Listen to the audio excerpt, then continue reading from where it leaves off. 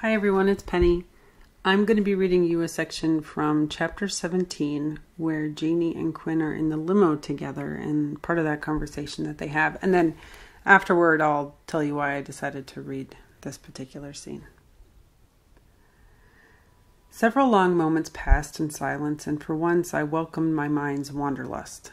I counted the lights along the wood panel of the ceiling and tried to imagine the robot on the manufacturing assembly line responsible for such detailed work. I liked the idea of robots and hoped that we would live to see robots become assimilated into households as pets or companions. Rover would become Robo-Rover, and the elderly might own a Robo-Panion. Quinn's voice was quiet when he interrupted my musings. "What are you thinking about?" I cleared my throat and shrugged, and found myself answering with honesty before I could stop to think. Robots. Robots. I heard him shift on the bench, then move to the seat directly across from me. Our knees and ankles touched. "Why are you thinking about robots?" My heart skipped, then galloped at his closeness.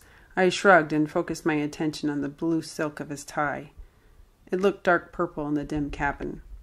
Despite my best intentions and attempts at self-control, the physical contact of our legs made my stomach erupt an angry wasp nest of nerves. I remained silent because I found my mouth no longer functioned. He leaned forward, resting his elbows on his knees. His hands were clasping and hovering above my thighs.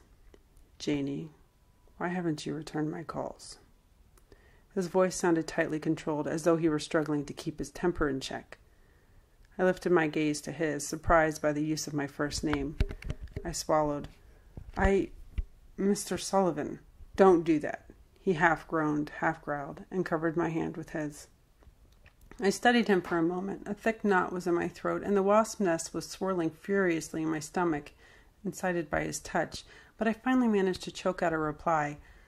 "I'm not sure what you want me to say." He narrowed his eyes in slight outward indication of frustration, but then they flickered to my lips. "Why did you turn off your cell phone?" I ground my teeth. The buzzing wasps were turning into an angry Africanized bee colony. Their feelings of hostility spread through me, and my body was humming with aggravated resentment. I was surprised by how angry I was when I responded. "Why didn't you tell me that you were the boss?" His gaze met mine and pinned me in place. "I did." I stiffened, then pulled my hands from his and gripped the seat on either side of my legs. "Oh, was I asleep during that conversation?" He frowned. "Are you angry with me?" I blinked at him, maybe 3 times, possibly 4, in stunned confusion. I'm not... I stuttered, then finally managed to get out a complete sentence. "I'm not angry with you."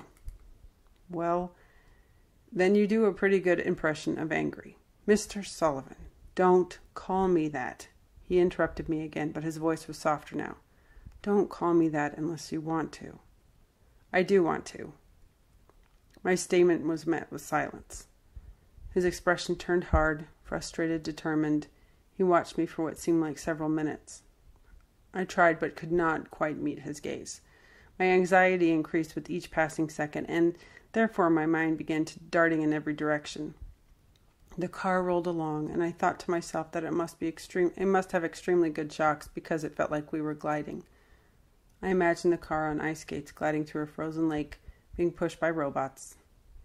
Finally he said, very quietly, "Why?" "Because," I swallowed, my chest feeling impossibly tight, "because I have a habit of saying some wildly inappropriate things, as you know, and you are not just my boss. You are the second B in B&B, which is Betty and the Boss. And I can recall at least 17 things I've said to you that I should never say to the boss. And if I keep calling you..." I took a quick, deep breath. My fingers dug into the leather seat. "And if I keep calling you Quinn, I'll say at least 17 more. If not 34 more, or 289 more. Then you should most definitely keep calling me Quinn." I sighed and eyed him warily. Suddenly he leaned forward and gently lifted one of my hands from the bench. His thumb moved in slow motion over the back of my knuckles as he held it between both of his palms. "Look, I really enjoyed all of the 17 wildly inappropriate remarks you've made, and if you recall, I've said at least 17 of them myself. Hey everybody, it's Penny again. I wanted to talk a little bit about why I chose this particular scene to read. The reason I chose it is because the first time I wrote it, it was incredibly different. It took place in Quinn's office, and it was after Janie intercepted or saw the letter from the lawyers back to Quinn. And in the original version of the scene, Janie doesn't tell Quinn why she's cutting him out. And she's just kind of, you know, one of those typical misunderstanding kind of things. And it was very angsty and dramatic. And as I went back and I was reading the scene that I wrote, I realized that I didn't really feel like that was in her character, that she would just tell him. I mean, she might avoid him, but she would be like, listen, here's the deal, Mr. Man. And then say, you know, these are my fears. This is what I'm thinking. I don't want anything more to do with you. I felt like that was much more who she was than hiding and pretending. She would just instead bury her head in the ground and maybe pretend like it didn't happen. So